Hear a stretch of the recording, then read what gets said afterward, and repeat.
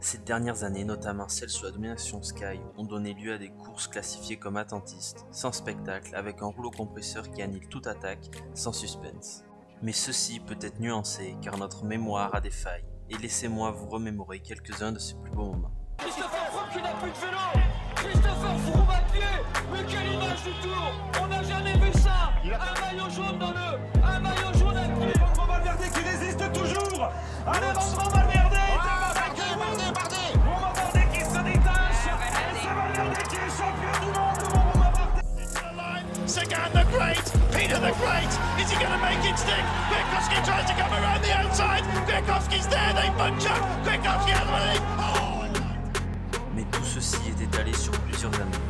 Imaginez un monde où sur toutes les courses, même la plus petite course en continental, même sur les étapes de plaine, même après 3 semaines, le suspense, le spectacle persiste, où les coureurs paraissent infatigables, sans jamais être satisfaits. Est-ce que la saison 2023 ne serait pas cette réalité où le spectacle est maître? Le premier gros événement de la saison est Milan-San Remo, la course la plus longue où le spectacle se fait généralement dans les 30 derniers kilomètres dans les différents capots. Cette année, la start-list était légendaire, mais la quasi-totalité des favoris ne l'ont jamais gagné. Pogačar, Van der Poel, Ganna, Philipsen, et cette envie de victoire ne décevra pas, puisqu'à 6 km de l'arrivée, Pogačar lance les premières hostilités. Ganna, Wout van Aert et Mathieu Van der Poel le suivent, et sur le sommet, Van der Poel sort une attaque de titan pour aller chercher son premier Milan-San Remo en solitaire. This is his race. 6.5 hours of racing.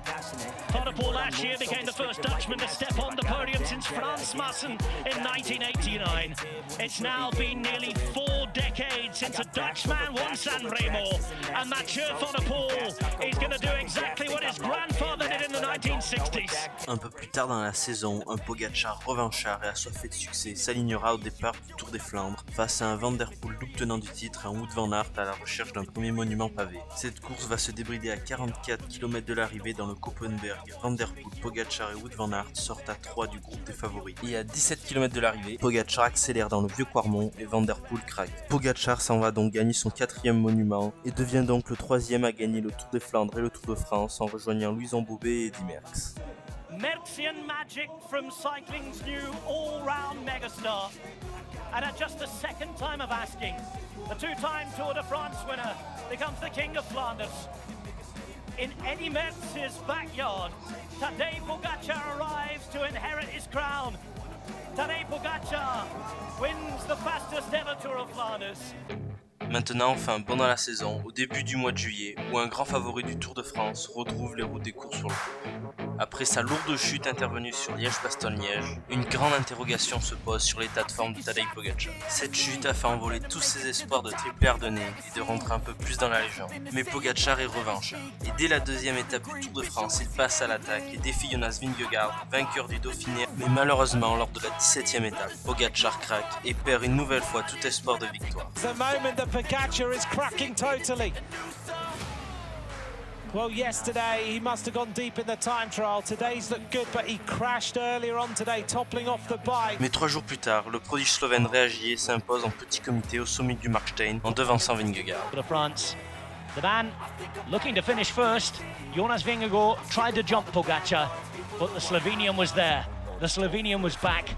Pure passion, plenty of pride, and a Pog-back performance. Tadej Pogačar winning his second stage of the Tour de France and taking something out of the race. Pendant ce Tour de France, un autre coureur ne s'est pas illustré comme il aurait dû. Et ceci est à l'image de sa saison. Wout van Aert est le poulidor moderne. C'est un peu paradoxal puisque son plus grand adversaire n'est nul autre que Mathieu Van der Poel, le petit-fils de Raymond Poulidor. Mais Van Aert est considéré par beaucoup comme le coureur ultime, le coureur le plus complet. Mais ses résultats ne le montrent pas réellement, car il enchaîne les podiums et les 2e places dans les grands rendez-vous.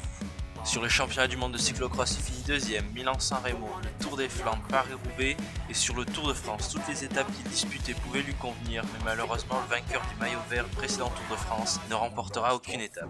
Et quelques semaines plus tard, sur le championnat du monde en ligne à Glasgow, il finira 2e ainsi que sur le championnat d'Europe le mois d'après.